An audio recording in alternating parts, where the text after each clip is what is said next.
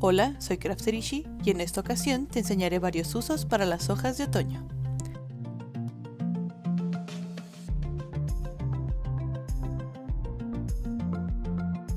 Utilizaré este material patrocinado por el Reino de los Juegos.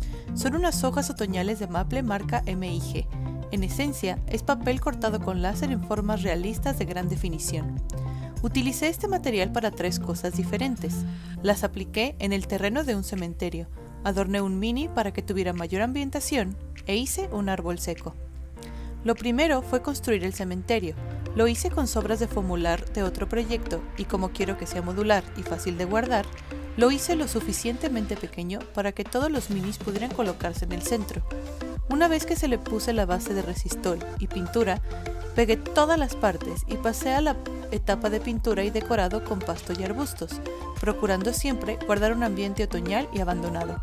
Una vez que todo estuvo pegado y seco, proseguí a colocar las hojas con un poco de resistol blanco.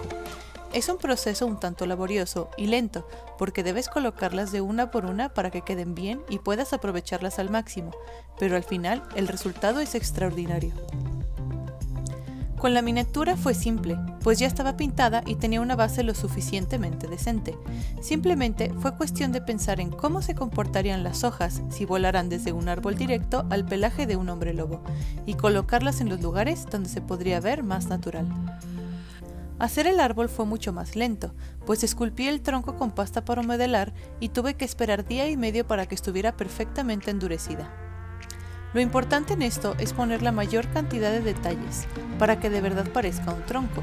Una vez seco, lo pinté con diferentes tonos de café y finalicé con una capa de black wash para resaltar la textura y el hecho de que es un árbol seco.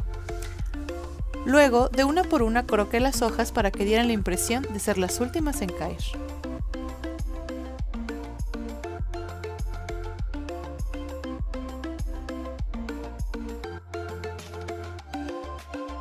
Una vez que se junta todo, puedes notar la homogeneidad y el toque único que dan estas pequeñas hojas a tus creaciones.